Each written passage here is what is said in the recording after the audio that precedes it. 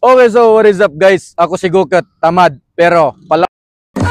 Okay, so ngayong araw guys, andito tayo sa Barangay Kawit, Jovens. Kasi meron ako nabalitaan na nag-wholesale daw sila ng manok dito, ng mga fresh na manok.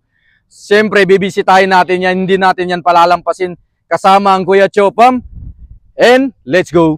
Okay, siyempre bago ang lahat guys, papakita ko muna sa inyo kung paano natin sila mapupuntahan. Tayo sa sentro ng Barangay Kawit. So ayan, galing kayo ng Pagadian City guys, pakaliwa yung daan, no? So diretso lang yun pakaliwa. Ayan, baybayin nyo lang yung daan, tapos pakanan na naman dyan guys, palikod. Sa pagkakalam ko may resort yan guys. Okay, so pag nakita niyo yung kahoy na yan, tapos yung bahay na color green, mismo sa tapat yan guys, yung daan papunta sa kanila.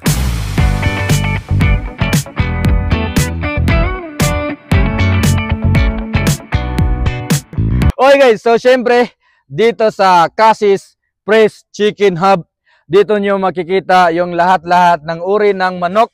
At syempre meron din silang available na mga, kung gusto nyo mag-barbecue or nagninegosyo kayo ng barbecue, pwede kayo mag-direct wholesale dito sa kanila. Hindi na kayo dadaan doon sa, hindi na kayo bibili doon sa Agura, kasi dito pa lang sa kanila sure na makaka-less kayo. So ano pang hinihintay nyo? Let's go!